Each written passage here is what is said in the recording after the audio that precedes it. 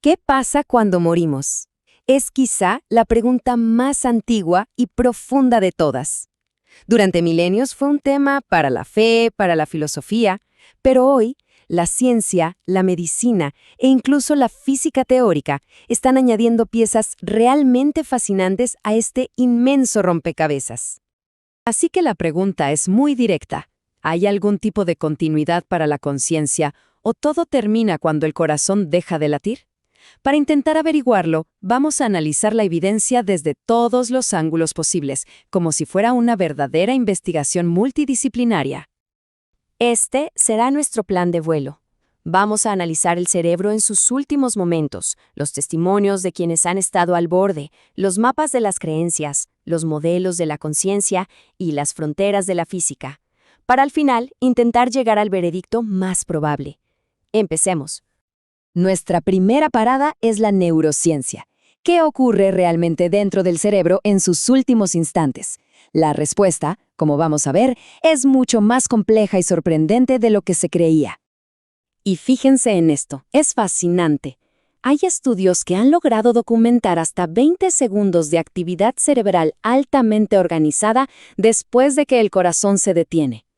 Se han observado picos de ondas gamma, que son las mismas que asociamos con estados de alta conciencia, memoria y percepción. Esto nos dice algo clave. El cerebro no se apaga como un interruptor. Parece que ejecuta un último proceso increíblemente coherente. Y luego tenemos este fenómeno, que de verdad desafía nuestras suposiciones, la lucidez terminal. Hablamos de pacientes con un daño cerebral severísimo, como en casos de demencia avanzada, que de repente recuperan la claridad mental, reconocen a sus familiares, conversan con lógica, horas o a veces días antes de fallecer. Si la conciencia fuera solo el producto de un cerebro sano, ¿cómo es posible algo así? Ahora vamos a movernos de la evidencia cerebral a la evidencia de las experiencias. Millones de personas en todo el mundo que han sobrevivido a una muerte clínica reportan vivencias que son extraordinariamente similares. Son las famosas experiencias cercanas a la muerte. Lo que más impacta de estos relatos es su consistencia. No importa la cultura o la época, los patrones se repiten una y otra vez. Una sensación de paz absoluta, la impresión de flotar fuera del propio cuerpo, ver un túnel de luz, encontrarse con seres luminosos y a menudo una revisión panorámica de la propia vida. Esta universalidad sugiere que estamos ante algo más que simples alucinaciones. Y aquí llegamos al punto que es probablemente el más desconcertante para la ciencia. En los casos en que se ha podido investigar y verificar, el 92% de las observaciones que la gente reportó tener desde esa perspectiva fuera del cuerpo resultaron ser exactas. Personas que describen detalles de su propia reanimación o de lo que pasaba en habitaciones contiguas, todo mientras su cerebro, teóricamente, no tenía actividad. Esto plantea una pregunta enorme sobre la naturaleza misma de la conciencia. Bien, dejemos por un momento la ciencia y la experiencia directa y exploremos los mapas que la humanidad ha creado a lo largo de los milenios. ¿Qué nos dicen las grandes religiones y las tradiciones espirituales sobre lo que nos espera? Como podemos ver en esta tabla, los enfoques son muy distintos. La ciencia materialista, en su visión más estricta, postula un cese total de la actividad. En cambio, casi todas las tradiciones proponen alguna forma de continuidad. Las religiones abrámicas, por ejemplo, hablan de un alma inmortal y un juicio divino. Las dármicas, como el hinduismo y el budismo, se centran en la reencarnación, y las chamánicas en el viaje de un espíritu. Pero ojo, que incluso dentro de sistemas que parecen similares, hay matices muy importantes. Por ejemplo, el hinduismo habla del Atman, que es un alma eterna, inmutable, que pasa de un cuerpo a otro.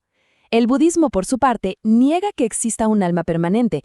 Eso es el concepto de Anatman, y lo que propone es que lo que continúa es un flujo de conciencia, una corriente causal. La metáfora que usan es como la llama de una vela que enciende otra. La llama continúa, pero no es exactamente la misma.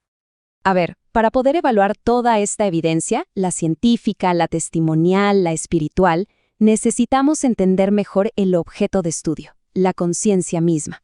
Y aquí es donde la filosofía de la mente nos da modelos para pensar sobre qué es y cómo se relaciona con el cuerpo.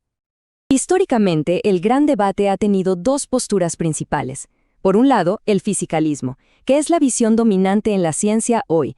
Sostiene que la mente es simplemente lo que el cerebro hace, todo es físico.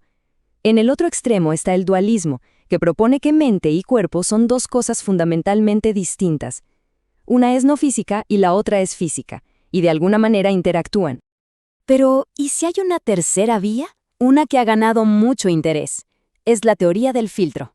Esta teoría propone que el cerebro no crea la conciencia, sino que actúa más bien como una antena o un filtro que la recibe de un campo de conciencia más amplio, y la limita a nuestra experiencia personal.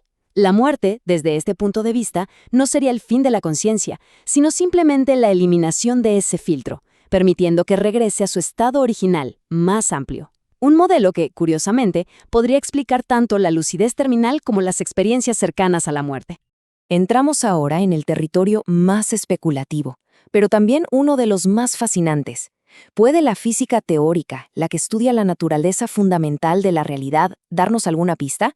Y es muy importante recalcar, lo que vamos a ver ahora son hipótesis, no son hechos comprobados.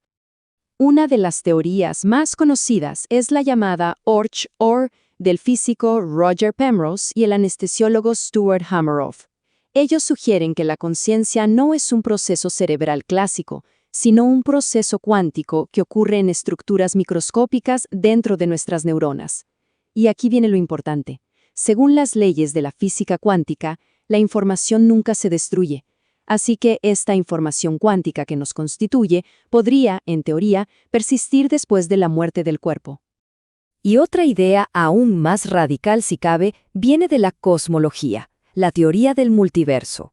Si de verdad existen infinitos universos paralelos, algunas interpretaciones de la mecánica cuántica sugieren que la muerte no es un final, sino una bifurcación. La conciencia simplemente continuaría en otra rama del multiverso donde el evento fatal no ocurrió. Una idea alucinante, aunque, de nuevo, es puramente teórica por ahora. Muy bien. Hemos hecho todo el recorrido. Analizamos la neurociencia, los testimonios, las religiones, la filosofía e incluso la física teórica. Es el momento de juntar todas las piezas. ¿Cuál es el escenario más plausible que emerge de toda esta evidencia combinada? Si ponderamos toda la evidencia, el resultado no es un simple sí o no. Los escenarios más probables sugieren una transición. Un 40% de probabilidad apuntaría a una versión de la teoría del filtro, donde la conciencia individual se reintegra a un campo de conciencia fundamental. Otro 30% sugiere que la información cuántica que nos define persiste, como un patrón de información. Y el 30% restante apunta a una disolución gradual, un desvanecimiento en el que la identidad personal se pierde, pero la conciencia no se extingue de golpe. Y esto nos lleva a una conclusión llena de matices. La evidencia, en su conjunto, desafía fuertemente la idea de que la respuesta sea simplemente nada. El escenario más probable, basado en la convergencia de datos, parece involucrar alguna forma de transición de la conciencia. Es algo más que la extinción total, pero también es algo menos que la simple supervivencia de nuestra personalidad intacta, tal y como la conocemos ahora. Así que, al final, esta investigación no nos deja con una respuesta cerrada, sino con una pregunta todavía más profunda. Si la conciencia no es algo que simplemente tenemos, sino algo que la realidad es, entonces, ¿qué es lo que la muerte nos está preguntando en realidad? Quizás la verdadera cuestión no es si sobrevivimos o no, sino cómo entendemos la naturaleza de nuestra propia existencia aquí y ahora.